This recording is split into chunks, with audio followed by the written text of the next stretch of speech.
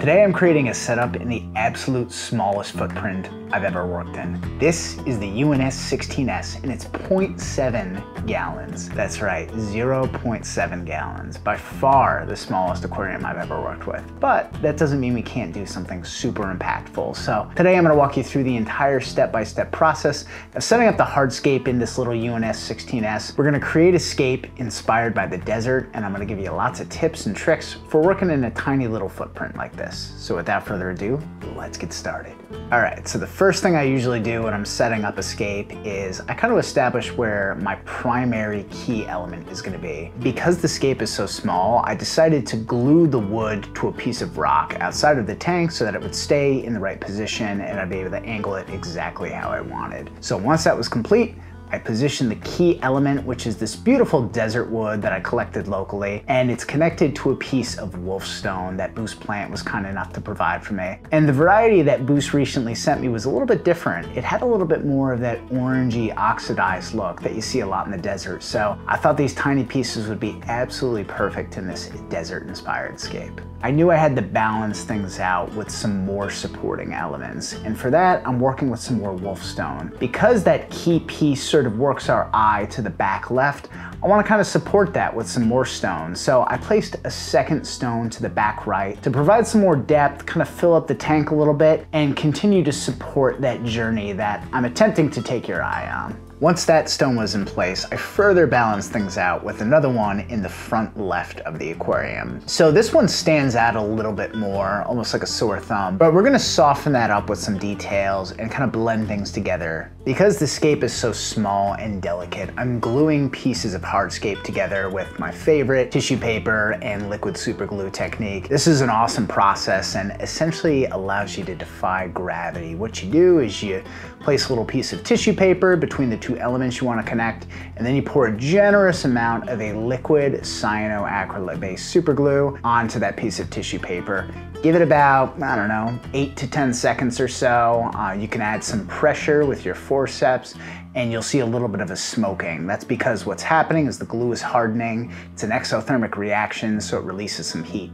Be careful not to breathe these fumes in. They're absolutely disgusting and they'll burn your eyes. So I'm gluing everything into place because, you know, this is a very delicate little scape and I don't want to be moving things around, and we're also kind of defying gravity here. So with all of our largest elements in place, which I gotta be honest was a nightmare. It was a lot of putting something into place, attempting to film it, taking a step back, you know, messing around with things for another 20 to 30 minutes, and then finally getting that balance I liked.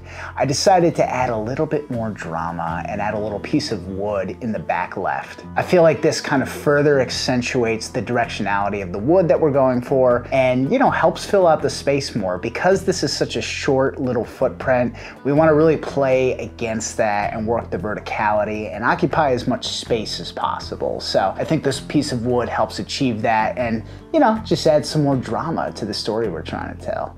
Now we're gonna add fine little pieces of twigs all over the place to kind of blend things together and establish that sense of scale. And as I've said in my previous video, you can kind of think of scale as a series of relationships. The more shapes and sizes and textures you have, you establish different relationships between your elements, and the more relationships you have, the more of a sense of scale you're able to build. So by adding these fine and medium twigs, we're establishing more relationships and ultimately creating a sense of scale in this little landscape that makes it a lot more intriguing compared to just, you know, dropping one piece of wood and walking away. So with our key elements and all of our details in place, it's time to add some substrate, which I usually do first, but with a scape like this being so small and shallow, we're working in reverse this time. So we're gonna add a cosmetic sand, and I'm working with my favorite cosmetic sand on the market. You can pick it up on Boost Plant if you'd like. This is UNS Controsand Bora.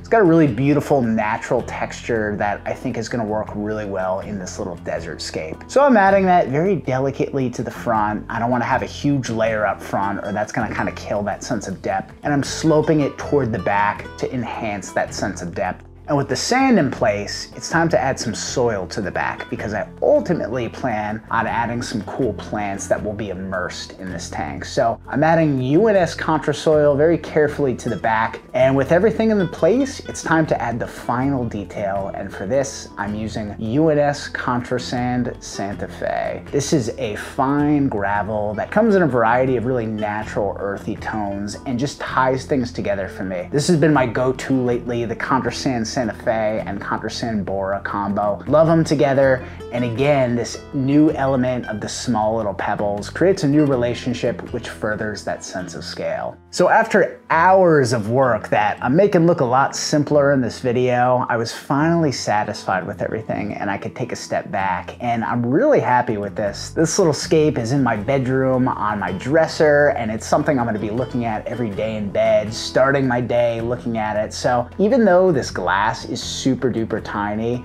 I like the idea of kind of subverting expectations and playing against that and creating something that just occupies way more space than it has any right to. So in the next video, we're gonna plant this bad boy, which I'm not gonna be able to run a filter, I'm not gonna be able to run CO2, so I need your tips and advice for operating a low-tech scape like that. So let me know what plants you think are gonna work like that. I've got quite a bit of space in the back to plant some tall, stemmy looking things that'll ultimately grow out of the water, and who knows, maybe even flower. So hit me up with your species recommendations. If you like these types of nano builds and all my other content, go ahead and like the video, subscribe to the channel, and I'll catch you guys and gals next time.